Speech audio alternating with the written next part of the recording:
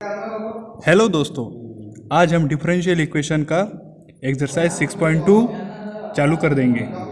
पिछली वीडियो में हमने क्वेश्चन 1 सॉल्व किया था। इस वीडियो में हम क्वेश्चन 2 से लेकर क्वेश्चन 7 तक के सभी प्रॉब्लेम्स सॉल्व करेंगे। आइए दोस्तों, क्वेश्चन दुसऱ्यामध्ये आपल्याला काय म्हटलेलं आहे की डिफरन्शियल इक्वेशन फॉर्म करणे आहे, जे आपण ऑलरेडी पहिल्या याच्यात शिकलो, पण आता यामध्ये आपण नव्याने हे प्रश्न घेतोय। बघा, क्वेश्चन दुसरा घेतोय, form the differential equation of the family of lines having intercepts A and be on the coordinate access respectively. मित्रांनो, याचं सोल्युशन बघा।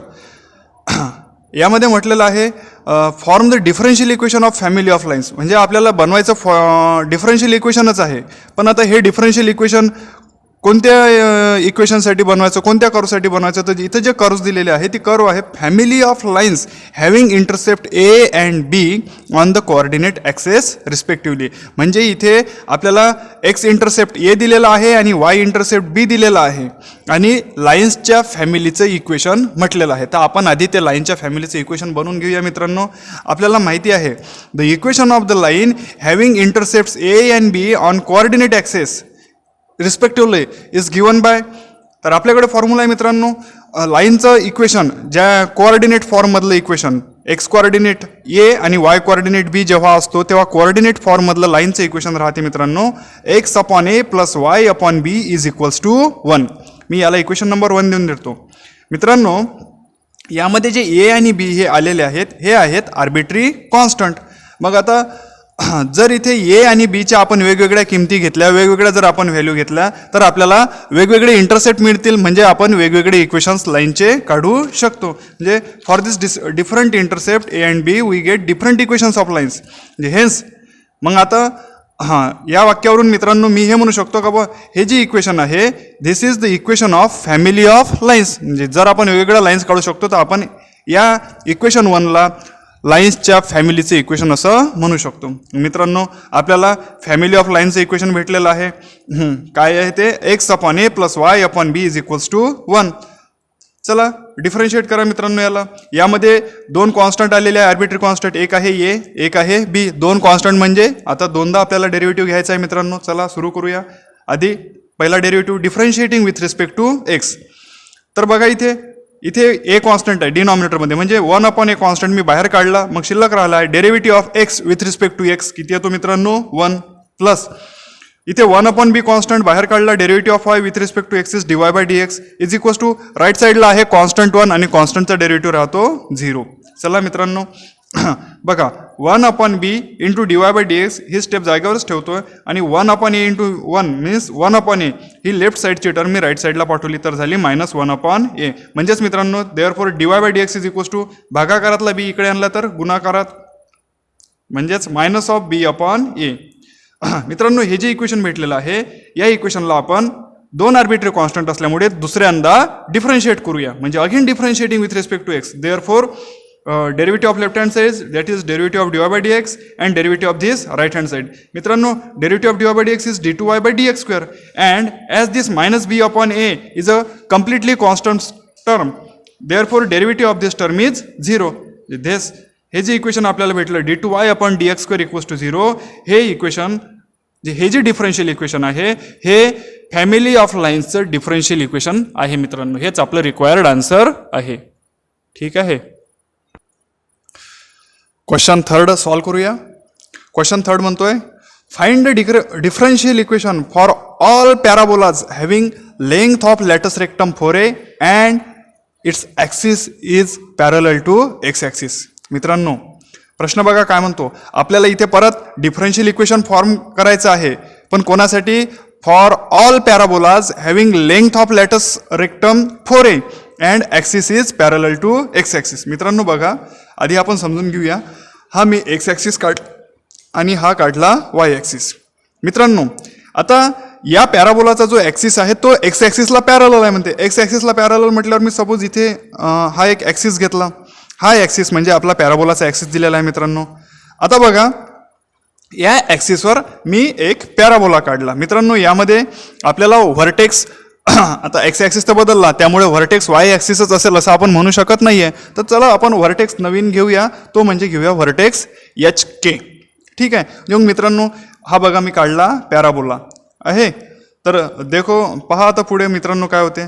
Late A of H K be the vertex of parabola whose length of latus rectum. तर मित्रांनो हा age vertex झाला आणि हा जो पॉईंट एस आहे ज्याला आपण फोकस म्हणतो, या फोकसमधून जाणारी जी लाईन आहे जिला आपण लॅटस रेक्टम म्हणतो, ही लॅटस रेक्टम मी काढली आणि या लॅटस रेक्टमची जी लेंथ आहे ते किती दिलेली आहे मित्रांनो. Length of latus rectum is 4a. मित्रांनो बघा मग जर आता आपल्याकडे लॅटस रेक्टमची लेंथ 4a आहे आणि व्हर्टेक्स जो आहे तो आहे आपल्याकडे एच के, तर आपण पॅराबोलाचं इक्वेशन कसं लिहू शकतो मित्रांनो.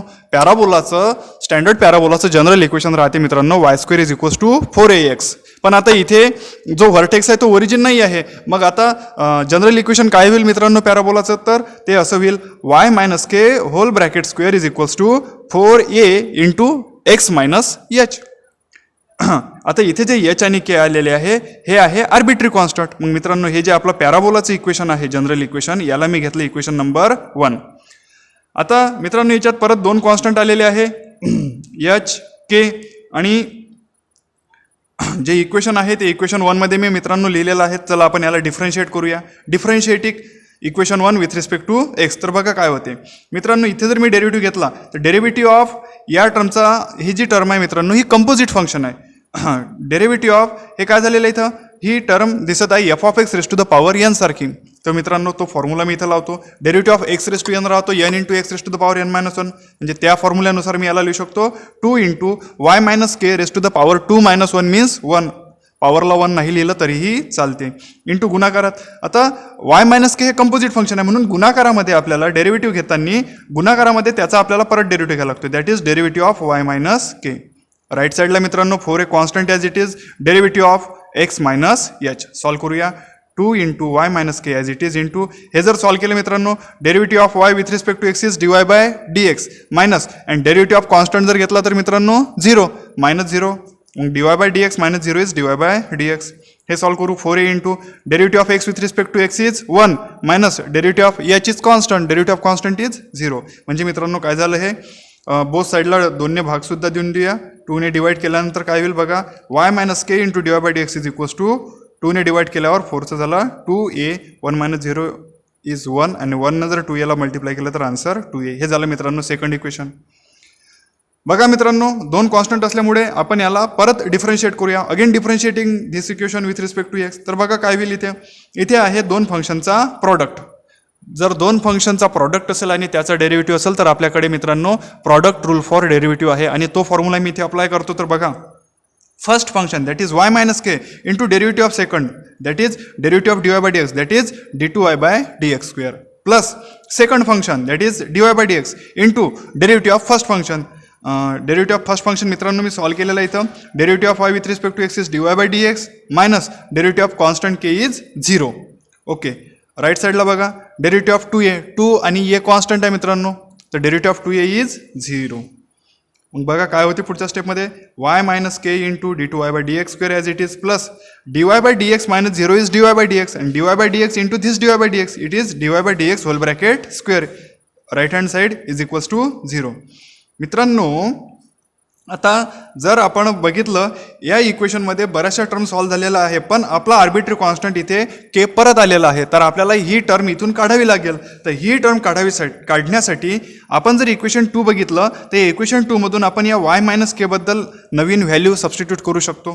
तर ती कोणती असेल मित्रांनो, 2a upon dy by dx. म्हणजे मग मित्रांनो me from equation 2 Y minus K बद्दल सबस्टिट्यूशन करतो. तर काय होईल मित्रांनो, वाय मायनस के बद्दल सबस्टिट्यूशन केल्यावर तर ती व्हॅल्यू होईल 2a upon dy by dx. हे वाय मायनस के बद्दल मी इथं पुट केलं 2a upon dy by dx into d2y by dx square as it is plus dy by dx whole bracket square as it is equals to 0. मित्रांनो इथे a आलेला आहे.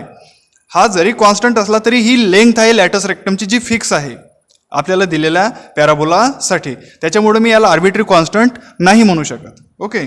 चला मित्रांनो मग काय होईल पुढच्या स्टेपमध्ये आपण काय करूया, हा डिनॉमिनेटरला dy बाय dx आलेला आहे, हा घालवण्यासाठी पूर्ण इक्वेशनलाच dy बाय dx ने मल्टिप्लाय करूया. मग इथे काय राहील मित्रांनो, 2a as it is dy/dx cancel आणि हे d2y/dx² as it is plus या टर्मला जर dy/dx ने मल्टिप्लाय केले तर dy/dx चा होईल square into one more term, तर काय होईल क्यूब इक्वल्स टू आणि झिरोला कशाने मल्टिप्लाय केले तर आन्सर 0. म्हणजे हे जे नवीन इक्वेशन भेटलं this is our required differential equation. चला मित्रांनो नेक्स्ट प्रॉब्लेम पाहूयात. चौथा question, find the differential equation of the ellipse whose major axis is twice its minor axis. मित्रांनो इथे ज्या कर्वसाठी आपल्याला डिफरन्शियल इक्वेशन काढायचं आहे ती कर्व आहे इलिप्स. आणि मित्रांनो इलिप्सचं इक्वेशन राहते x² + a² + y² = b² is equals to 1. मग मित्रांनो इथे बघा जो x² खालचा कोएफिशियंट असतो, जो x² खालची टर्म असते ते म्हणजे असते आपला एक कोणताही मेजर और मायनर ॲक्सिस, तर हा जनरली मेजर ॲक्सिस आपण घेतो, प्लस y² / b² असतो मायनर ॲक्सिस. पण मित्रांनो इथे आपल्याला दिलेली आहे कंडिशन आहे की असा ellipse whose major axis is twice its minor axis. मग ही कंडिशन मी आधी वापरतो मित्रांनो. तर लेट जे इलिप्स आहे त्यांचे distance let 2a and 2b be the length of its major axis and minor axis of the ellipse. म्हणजे इलिप्सचा मेजर ॲक्सिस घेतला मी 2a आणि मायनर ॲक्सिसची लेंथ घेतली 2b. पण according to given condition major axis is twice its minor axis, म्हणजे 2a is equals to 2 times of 2b. म्हणजे हे काय झालं मित्रांनो 2 ने डिवाइड केल्यानंतर a is equals to 2b. आता बघा मित्रांनो ही जी a ची व्हॅल्यू 2b भेटली. आता आपण हे प्रॉब्लेम सॉल्व्ह करूया. Now equation of the ellipse is x² / a² + y² / b² is equals to 1. x² / a², a ची व्हॅल्यू काढली मित्रांनो आपण 2b, म्हणजे हे काय होईल 2b whole bracket square plus y² / b² is equals to 1. Solve करूया. x² / 2b² is 4b² plus y² / b² is equals to 1. मित्रांनो आपण बोथ साईडला 4b² या टर्मने मल्टिप्लाय करूया. जर आपण 4b² न मल्टिप्लाय केलं तर हे होईल मित्रांनो x² प्लस इथे 4b² न मल्टिप्लाय केल्यावर b² कॅन्सल, शिल्लक राहील 4 × y² that is 4y² equals to 4b² × 1 is 4b². मित्रांनो हे नवीन इक्वेशन भेटलं. आता हे इक्वेशन सोपं झालेलं आहे आणि आता आपण याला डिफरन्शिएट करूया. Differentiating this equation with respect to x. तर बघा x² derivative 2x plus 4 as it is y² derivative येतो मित्रांनो 2y × dy/dx is equals to 4b² constant आहे त्याचं डेरिव्हेटिव्ह 0. म्हणजेच 2x plus 4 × 2 = 8y dy/dx is equals to 0.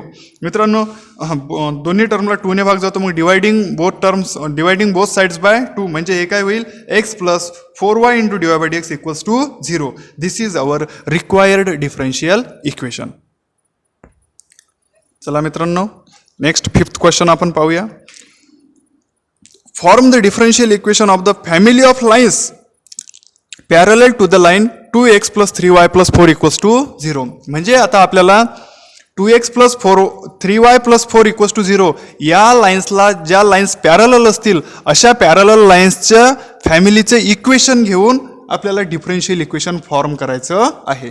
मग बघा मित्रांनो आता the equation of the line parallel to the line 2x + 3y + 4 equals to 0 is given by काय equation असेल मित्रांनो 2x + 3y प्लस हा जो इंटरसेप्ट राहतो 4 हा जर आपण रिप्लेस केला मित्रांनो तर आपल्याला जी गिवन लाईन आहे त्या लाईनला पॅरलल लाईन्स आपल्याला मिळेल. तर तो आपण घेऊया जनरल घेऊया c, म्हणजे plus c is equals to 0. म्हणजे 2x + 3y + c equals to 0. हे काय होईल मित्रांनो, हे मित्रांनो त्या लाईन्सचे इक्वेशन होईल ज्या लाईन्स या गिवन लाईन्सला काय आहे पॅरलल आहेत. आता यावरून आपण भरपूर सारे इक्वेशन्स काढू शकतो, म्हणून या इक्वेशन 1लाच आपण family of parallel lines to this lines असंही म्हणू शकतो. आता याच्यामध्ये c हा आर्बिट्री कॉन्स्टंट आलेला आहे मित्रांनो, एकच आर्बिट्री कॉन्स्टंट आहे म्हणून आपल्याला एकदाच डेरिव्हेटिव्ह घ्यायचा आहे. मग differentiating equation 1 with respect to x तर काय होईल 2 × derivative of x with respect to x is 1 plus 3 × derivative of y is dy/dx plus c constant आहे त्याचा डेरिव्हेटिव्ह येईल 0 इज इक्वल्स टू राईट साईडला 0 जसा तसा. सॉल्व्ह करूया मित्रांनो. 3 dy/dx आधी लिहिलं plus 2 × 1 is 2 is equals to 0. मित्रांनो हे जे इक्वेशन आलं this is our required differential equation. बघा मित्रांनो क्वेश्चन 6 यामध्ये म्हटलेलं आहे find the differential equation of all circles having radius 9 and centre at point H K. मित्रांनो, आता जे आपल्याला डिफरन्शियल फॉर्म करायचं आहे, डिफरन्शियल इक्वेशन ते फॉर्म करायचं आहे सर्कलच्या इक्वेशनसाठी. आणि इथे कंडिशन दिलेली आहे मित्रांनो, सर्कलच्या इक्वेशनसाठी फॉर्म करत असताना सर्कलची रेडियस 9 सेंटीमीटर 9 युनिट अँड जे सेंटर आहे सर्कलचं ते घ्यायचं आहे आपल्याला एच के. तर मित्रांनो, equation of circle having radius 9 and centre at point H K is given by x minus h whole bracket square plus y minus k whole bracket square is equals to r square or radius square, but radius is 9, so 9 square it is 81. मित्रांनो, सर्कलचे जे general equation राहते x minus H square plus Y minus K whole bracket square is equals to R square, या इक्वेशनमध्ये आपण आपले जे centre आहे सेंटरचे कोऑर्डिनेट एच के, मग left hand side as it is झाली आणि जी रेडियस 9 दिलेली होती ती सबस्टिट्यूट केलं तर 9 स्क्वेअर 81 झालं. म्हणजे हे जे इक्वेशन भेटलं मित्रांनो, this is our circle equation, this is our required circles equation having radius 9.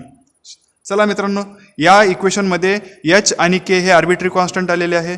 दोन कॉन्स्टंट आल्यामुळे आपल्याला दोनदा डेरिव्हेटिव्ह घ्यायला लागेल. सॉल्व्ह करूया मित्रांनो. डिफरन्शिएटिंग इक्वेशन 1 काय होईल मित्रांनो, बघा इथे ही टर्म झाली derivative of F of x raise to N, हा फॉर्म्युला इथे लागेल.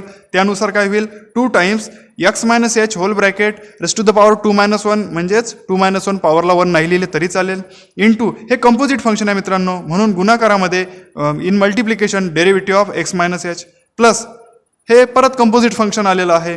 तर derivative of F of x raise to n same formula लागेल. तर काय होईल त्यानुसार 2 into y minus K raise to the power 2-1, 2-1 means 1 नाही लिहिलं तरी चालेल. But as y minus k is composite function, so in multiplication derivative of that term that is dy by dx of ddx of y minus के.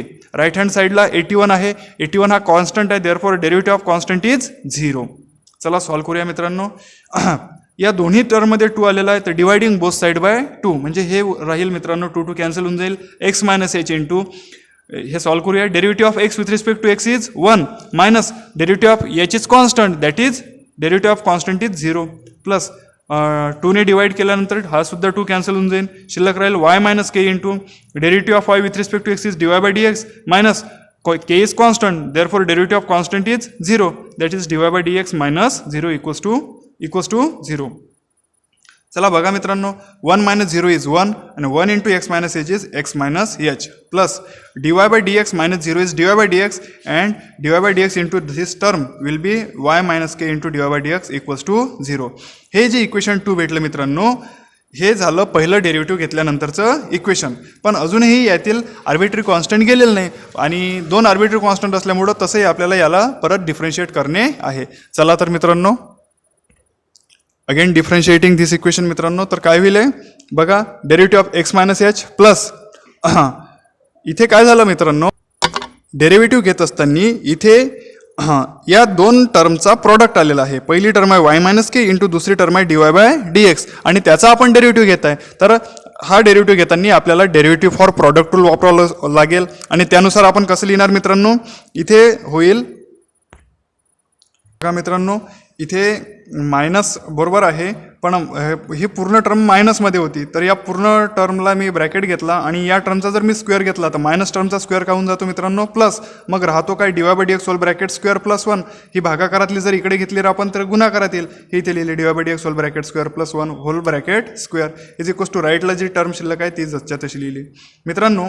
आता इथे बघा dy by dx whole bracket square plus 1 same term इथं पण आहे dy by dx whole bracket square plus 1, पण या टर्मचा square आहे, स्क्वेअर इंटू दिस टर्म, तर काय होऊन जाईल dy by dx whole bracket square plus 1 या पूर्ण टर्मचा क्यूब होईल मित्रांनो. And is equals to right hand साईडला काय होतं 81 into d2y by dx square whole bracket square. हे जे इक्वेशन आलं मित्रांनो, या इक्वेशनमध्ये आता एकही आर्बिट्री कॉन्स्टंट शिल्लक राहिलेला नाही, म्हणून this is our required differential equation. बघा या एक्झरसाइजचा शेवटचा क्वेश्चन घेऊया.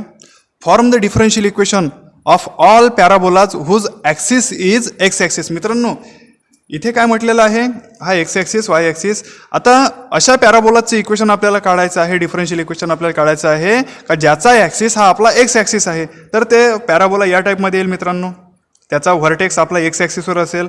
आता हा व्हर्टेक्स आपण घेऊया, एक्स ॲक्सिसवर वाय कोऑर्डिनेट 0 असतो म्हणून मग व्हर्टेक्स होईल एच के राहतो, तर केची व्हॅल्यू 0 झाली म्हणजे व्हर्टेक्स होईल H0.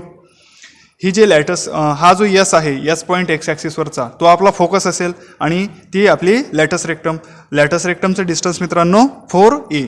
चला सॉल्व्ह करू. The equation of the parabola whose axis is x axis is Y square is equals to 4a into x minus H. मित्रांनो आपण मागेच पाहिलं आहे की पॅराबोलाचं जे स्टँडर्ड इक्वेशन आहे ते राहते Y square is equals to 4ax. पण इथे जो आपल्याला पॅराबोला घ्यायचा आहे हा जनरल घ्यायचा आहे, म्हणजे याच्यामध्ये जी व्हर्टेक्स आहे ते ओरिजिन नसणार. मग आता व्हर्टेक्स ओरिजिन नाही तर आपल्याला जनरल इक्वेशन वापरावं लागेल पॅराबोलाचं. त्यानुसार y minus K whole bracket square is equals to 4a into x minus h. तर इथे के कोऑर्डिनेट हा 0 आहे, म्हणून मग वाय मायनस के होल ब्रॅकेट स्क्वेअरचा टर्म झाली y square equals to 4a into x minus h as it is. मग मित्रांनो हे जे इक्वेशन आहे हे इक्वेशन आपलं पॅराबोलाचं इक्वेशन होईल. आता बघा या पॅराबोलामध्ये जो आपला ॲक्सिस आहे तोच ॲक्सिस या पॅराबोलाचा ॲक्सिस आहे. ॲक्सिस आणि एक्स ॲक्सिस सेम आहे मित्रांनो. चला या इक्वेशनला डिफरन्शिएट करूया. डिफरन्शिएट जर केलं तर वाय स्क्वेअरचं डेरिव्हेटिव्ह 2y इंटू वाय हे कंपोजिट फंक्शन आहे म्हणून गुणाकारामध्ये त्याचा derivative that is dy by dx is equals to 4a constant as it is. Derivative of x with respect to x 1 minus constant याचं डेरिव्हेटिव्ह 0. जर solve केलं मित्रांनो both sides is multi भागाकारात आहे मित्रांनो 2च्या, तर 2ने भाग देऊया म्हणजे हे होईल y into dy by dx is equals to 4a. याला अगेन डिफरन्शिएट करूया. Again differentiating with respect to X तर काय होईल मित्रांनो इथे या दोन फंक्शनचा प्रॉडक्ट आहे तर इथे लागेल प्रॉडक्ट रूलनुसार काय होईल first function into derivative of second function plus second function into derivative of first function is equals to 2a constant आहे त्याचा डेरिव्हेटिव्ह 0.